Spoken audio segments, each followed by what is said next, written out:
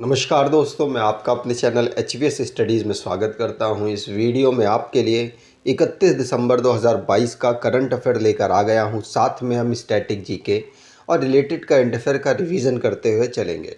अगर आप इस चैनल पर पहली बार आए हो तो चैनल को सब्सक्राइब कर लीजिएगा। वीडियो अच्छी लगे तो वीडियो लाइक करके ज़रूर जाइएगा। लास्ट में आपके लिए क्विज़ रखा है, उस क्विज़ को ज़रूर सॉल्व कीजिएगा। चलिए बात करते हैं लास्ट डे के क्विज़ की। तो लास्ट डे आपसे क्वेश्चन पूछा गया था, which Indian state has the highest average monthly agricultural family income. तो आप सभी ने आंसर दिया था मेघालय। मेघालय की सबसे ज़्यादा हाईएस्ट एवरेज मंथली जो इनकम है फैमिली की वो मेघालय की है, दूसरे पर पंजाब है। तो ध्यान रखिएगा, आप सभी ने आंसर सही दिया था और डिटेल में दिया था। आज के पहले क्वेश्चन की बात करने से पहले आपको बता दूं कि इस वीडियो का अगर आप बेनिफिट उठाना चाहते हैं तो इसको पूरा ज़रूर देखिए और साथ साथ इसको रेगुलर ज़रूर देखिए। अगर आप ये दोनों काम करेंगे तो यकीन मानिए आपको बहुत बेनिफिट मिलेगा और आपके एग्ज़ाम में डायरेक्टली क्वेश्चंस आपको याद होंगे और आप डायरेक्टली आंसर लगा रहे होंगे, ज़्यादा कन्फ्यूज़न नहीं होगी।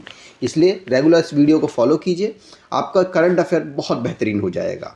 चलिए बात करते हैं आज के पहले क्वेश्चन की। तो आज का पहला क्वेश्चन है, कायाकिंग और canoeing academy will be establish in which state.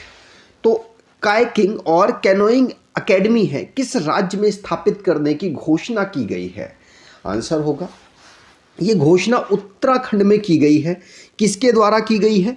तो हमारे ऊर्जा मंत्रालय जो इस समय पर संभाल रहे हैं RK सिंह जी, और साथ साथ उनके पुष्कर सिंह धामी जी भी अवेलेबल थे। तो यहाँ पर एक स्पोर्ट्स गेम ऑर्गेनाइज कराया जा रहा था वाटर से रिलेटेड, जिसका नाम है काइंग कोइंग। याद रखिएगा, यहाँ पर वाटर का जो स्पोर्ट्स कराया जा रहा था, कहाँ पर? तो टिहरी में वाटर स्पोर्ट कप ऑर्गेनाइज कराया गया 28 दिसंबर को। इसी समय पर जो हमारे RK सिंह हैं, ऊर्जा मंत्रालय संभाल रहे हैं, उनके द्वारा ये अनाउंस किया गया कि यहाँ पर वर्ल्ड क्लास लेवल की काइंग कोइंग अकेडमी को इस्टेब्लिश किया जाएगा। रीज़न क्या है? रीज़न ये है कि NTPC एक कंपनी की पेरेंट कंपनी है। उस कंपनी को दायित्व मिला हुआ है कि वो इस खेल को बेहतर करने में मदद करे। काइंग कोइंग है क्या? तो नाव में बैठकर एक आदमी या एक से ज़्यादा आदमी नाव को आगे बढ़ा रहे होते हैं। आपने देखा होगा बहुत सारी फिल्मों में, पानी के अंदर एक नाव में बैठ के बहुत सारे लोग उसको आगे बढ़ाते हैं। तो ये एक पूरा गेम है जिससे फिजिकल फिटनेस के साथ साथ भारत चाहता है कि इसमें बेहतर परफॉर्मेंस भारत का हो। आपको बता दूं, ये जो गेम है इसको बर्लिन 1936 में बर्लिन में हुआ था ओलंपिक गेम, वहाँ पर भी ऑर्गेनाइज कराया गया। मतलब ओलंपिक लेवल का ये गेम है।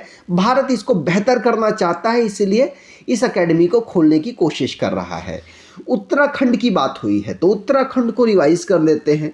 इसको फॉर्म किया गया था 9 नवंबर 2000 को। कैपिटल इसकी देहरादून विंटर की है, गैरसैंण समर की है। जुडिशली कैपिटल मतलब यहाँ का जो हाई कोर्ट है वो नैनीताल में पहले था, अब उसको शिफ्ट करके हल्द्वानी में कर दिया गया है। मतलब प्रोसेस काम चल रहा है। गवर्नर गुरमीत सिंह है, चीफ मिनिस्टर पुष्कर सिंह धामी है, चीफ जस्टिस अब राघवेंद्र सिंह चौहान नहीं है, बदल चुके हैं।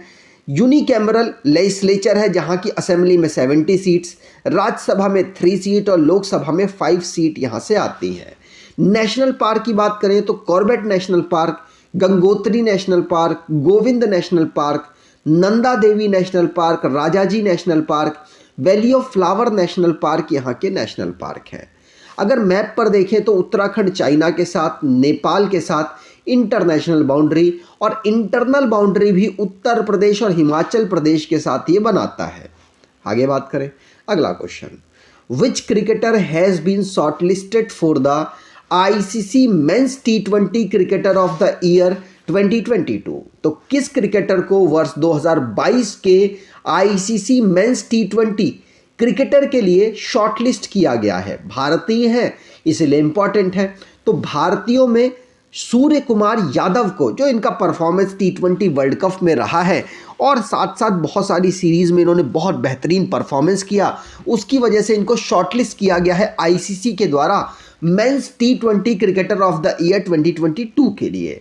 अब शॉर्टलिस्ट किया गया है, हो सकता है ये जीत भी जाए। अगर महिलाओं में बात करें तो स्मृति मंदाना को यहाँ पर भारत से शॉर्टलिस्ट किया गया है। आईसीसी वुमेन्स की जो कैटेगरी है होती है T20 में, उसमें नॉमिनी बनाया गया है किसको? स्मृति मंदाना को। भारत की तरफ से और भी प्लेयर्स हैं, जैसे पाकिस्तान के निदादार हैं और न्यूजीलैंड की सोफी डिवाइन है, ऑस्ट्रेलिया के ऑलराउंडर टहलिया मैकरेथ हैं।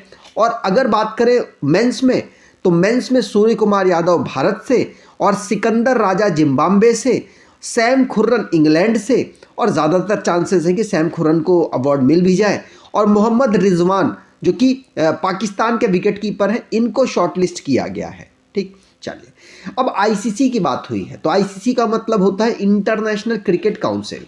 दुनिया में क्रिकेट को कंट्रोल करने वाली बॉडी है। इसको फॉर्म किया गया था 1909 में। हेडक्वार्टर इसका दुबई में इस समय पर है, लेकिन स्टार्टिंग में जब आईसीसी बना था 1909 में, उस समय पर लंदन में था। 2005 में शिफ्ट किया गया। मेंबरशिप इस समय पर 108 मेंबर देशों के पास है। ऑफिशियल लैंग्वेज इंग्लिश है। चेयरमैन ग्रेग बार्कले जो कि न्यूजीलैंड से बिलोंग करते हैं। डिप्टी चेयरमैन इमरान ख्वाजा जो कि पाकिस्तान से बिलोंग करते हैं। सीईओ जियोफ एलाडिस जो कि ऑस्ट्रेलिया से बिलोंग करते हैं। अगला क्वेश्चन, उससे पहले ये बुक के बारे में आपको बता दूं, इसमें 2600 से ज़्यादा क्वेश्चंस का कलेक्शन है और 10 महीने का करंट अफेयर कवर किया गया है। डिस्क्रिप्शन बॉक्स में लिंक है, वहाँ से आप इसको परचेज कर सकते हैं। कोई प्रॉब्लम होती है डाउनलोड वगैरह करने में तो HVS Studies official@gmail.com आप यहाँ पर देख सकते हैं। इस पर मेल करके अपनी प्रॉब्लम को सॉर्ट आउट करा सकते हैं। अगला question, Daksh is the payment fraud reporting module maintained by which institution? तो डक्स किस संस्था द्वारा संचालित भुगतान धोखाधड़ी रिपोर्ट मॉड्यूल है? तो अगर कोई भी आपके साथ धोखाधड़ी होती है तो उसको आप अपनी प्रॉब्लम को इस जो मॉड्यूल है, ऑनलाइन मॉड्यूल है, उस पर आप अपनी धोखाधड़ी को बता सकते हैं। ये किसके नियंत्रण में काम करती है? तो इसको संचालित करता है RBI, reserve bank of India. Bharat का ये बैंकों का बैंक है। इसके द्वारा दक्ष को मेंटेन किया जाता है। साथ साथ अभी इसमें बहुत सारे एडवांस फीचर्स भी इंक्लूड किए गए हैं, इसीलिए न्यूज़ में रहा तो मैं आपके लिए लेकर आया हूं। तो 1 जनवरी से इसमें कुछ नए फीचर्स भी इंक्लूड होंगे, जैसे कि जो स्ट्रीमलाइन रिपोर्टिंग है वो भी आप कर पाएंगे। एनहेंसिंग एफिशिएंसी, मतलब आपके जो भी रिपोर्ट आपने की है उसको एफिशिएंट तरीके से सॉल्व करने की कोशिश होगी। जो आपके साथ फ्रॉड हुआ है उसको बेहतर तरीके से प्रोसेस करने की कोशिश होगी। तो दक्ष एक सिस्टम है जिसमें आप ऑनलाइन फ्रॉड से रिलेटेड कंप्लेन वगैरह कर सकते हैं, जो रिजर्व बैंक ने इसको संचालित किया है। रिजर्व बैंक की बात हुई है तो इसको फॉर्म किया गया था 1935 में 1 अप्रैल को। उस समय पर इसका हेडक्वार्टर कलकत्ता में था। फिर 1937 में इसका हेडक्वार्टर मुंबई शिफ्ट कर दिया गया। आरबीआई का राष्ट्रीयकरण या नेशनलाइजेशन किया गया था 1949 में। डायरेक्टर को 4 साल के लिए चुना जाता है। पहले गवर्नर रहे हैं आरबीआई के सर ऑसबोर्न स्मिथ, 2 ही साल तक रहे। पहले भारतीय गवर्नर रहे हैं सीडी देशमुख, और एक इकलौते ऐसे प्राइम मिनिस्टर भी बने इनके गवर्नर, वो है मनमोहन सिंह जी। मनमोहन सिंह जी ने आरबीआई के गवर्नर का पद 1982 से लेकर 85 तक संभाला था। पहली वुमेन डिप्टी गवर्नर रही हैं केजे उदेशी। अभी तक कोई भी जो गवर्नर है आरबीआई की वो महिला नहीं रही, लेकिन डिप्टी गवर्नर रही हैं। तो केजे उदेशी जी पहली वुमेन डिप्टी गवर्नर थी। अगला question, international day of epidemic preparedness 2022 celebrates on? तो महामारी की तैयारी का अंतर्राष्ट्रीय दिवस 2022 मनाया जाता है। तो कब मनाया गया? आंसर होगा ये मनाया गया 27 दिसंबर को, क्योंकि 2020 में यूनाइटेड नेशन जनरल असेंबली के द्वारा इसको अनाउंस किया गया था। तो दिसंबर 20, अब आपको पता है कोरोना वायरस भी आया हुआ था उस समय पर, तो दिसंबर 27 में जो एपिडेमिक है उनसे प्रिपेयरनेस के लिए इस डे को ऑब्जर्व किया जाता है यूनाइटेड नेशन के द्वारा। अब जो भी इंपॉर्टेंट डेज है उनको रिवाइज करते हैं। जैसे वर्ल्ड एड्स डे हमने 1 दिसंबर को पढ़ा, वर्ल्ड कंप्यूटर लिटरेसी डे 2 दिसंबर, इंडियन नेवी डे 4 दिसंबर, आर्म फोर्स फ्लैग डे 7 दिसंबर, ह्यूमन राइट डे 10 दिसंबर, विजय दिवस 16 दिसंबर, इंटरनेशनल माइग्रेंट डे 18 दिसंबर, नेशनल माइनॉरिटी राइट डे 18 दिसंबर, नेशनल मैथमेटिकल डे 22 दिसंबर, नेशनल फार्मर्स डे 23 दिसंबर, national consumer right day 24 दिसंबर को, और 26 दिसंबर को prime minister Narendra Modi ji ने वीर बाल दिवस घोषित किया। ग्वालियर दिवस मतलब ग्वालियर गौरव दिवस अटल बिहारी वाजपेयी जी के जन्मदिन पर 25 दिसंबर को हमने ऑब्जर्व किया, और इसको ही हम अटल बिहारी वाजपेयी जी के जन्मदिन के अवसर पर ही हम गुड गवर्नेंस डे के रूप में भी ऑब्जर्व करते हैं। 27 दिसंबर को हमने international day of epidemic preparedness पढ़ा है। आगे बात करें, अगला question, which missiles extended range air launches has been tested by Indian air force. तो वायुसेना के द्वारा किस मिसाइल के विस्तारित रेंज के हवाई प्रक्षेपण का परीक्षण किया गया? आपको पता आंसर होगा ब्रह्मोस मिसाइल। ब्रह्मोस मिसाइल का जो एयर टेस्ट है वो किया गया है किसी पर्टिकुलर मतलब वाटर में कोई बॉडी है उस पर। तो इंडियन एयरफोर्स ने एक्सटेंडेड रेंज में ब्रह्मोस को टेस्ट किया है। साथ साथ आपको बता दूं ये किसी वाटर बॉडी पर इसको टेस्ट किया गया है। और कहाँ पर टेस्ट किया गया? तो बे ऑफ बंगाल में इसको टेस्ट किया गया। अब जो भी हमारे डिफेंस से रिलेटेड क्वेश्चन बने हैं उनको रिवाइज करते हैं। पहला क्वेश्चन पढ़ लिया। दूसरा, इंडियन एयरफोर्स और जैपनीज एयर सेल्फ डिफेंस पहली बार वीर गार्जियन एयर एक्सरसाइज कर रहा है, 2023 में ऑर्गेनाइज होगी। 6th एडिशन इंडो और कजाकिस्तान का काजिंद 2022 उमरोई मेघालय में ऑर्गेनाइज कराया गया। इंडियन नेवी ने पहली इंटरनेशनल फ्लीट रिव्यू बांग्लादेश के नेवी के द्वारा जो होस्ट की जा रही थी उसमें पार्टिसिपेट किया। 7 नंबर का यूएस इंडिया नेवल एक्सरसाइज संगम गोवा में शुरुआत हुई इसकी। इंडियन नेवी ने पहली बार ट्राइलेटरल एक्सरसाइज मोजाम्बिक तंजानिया के साथ पार्टिसिपेट की, जो कि तंजानिया में ही ऑर्गेनाइज कराई गई। सिम्बेक्स 2022 जो मैरीटाइम एक्सरसाइज है सिंगापुर और भारत के बीच में इसको ऑर्गेनाइज कराया गया। अगला question, who has been appointed as the prime minister of Israel. तो इजराइल के प्राइम मिनिस्टर ऑलरेडी तख्ता पलट टाइप का हो गया था, मतलब चेंज हो गए थे प्राइम मिनिस्टर, और ये आंसर है बेंजामिन नेतन्याहू। आपको पता होगा बेंजामिन नेतन्याहू कई बार प्रधानमंत्री रहे हैं इजराइल के, और भारत के साथ रिलेशन इनके प्रधानमंत्री के समय पर ही बेहतर हुए, और ये 6 टाइम्स शपथ ले रहे हैं प्राइम मिनिस्टर के पद की। यहाँ की कैपिटल, इजराइल की कैपिटल है जेरूसलम। प्रेसिडेंट इसाक हर्जोग है।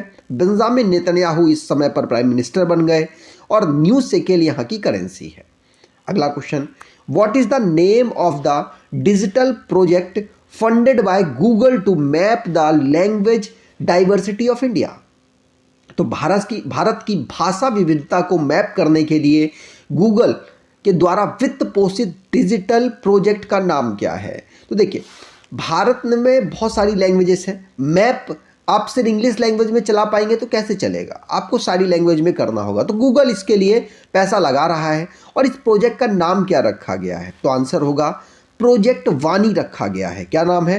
प्रोजेक्ट वाणी, जिसमें गूगल ट्राई कर रहा है कि वो अलग अलग भाषाओं में अपने गूगल मैप को चला सके। जिसमें मदद कौन कर रहा है? तो इंडियन इंस्टीट्यूट ऑफ साइंस और आर्ट पार्क, साथ साथ गूगल तो करेगा ही, और क्योंकि उसी का प्रोजेक्ट है। प्रोजेक्ट वाणी को इन्होंने इस शुरुआत कर रखी है, और इसमें पैसा गूगल लगा रहा है।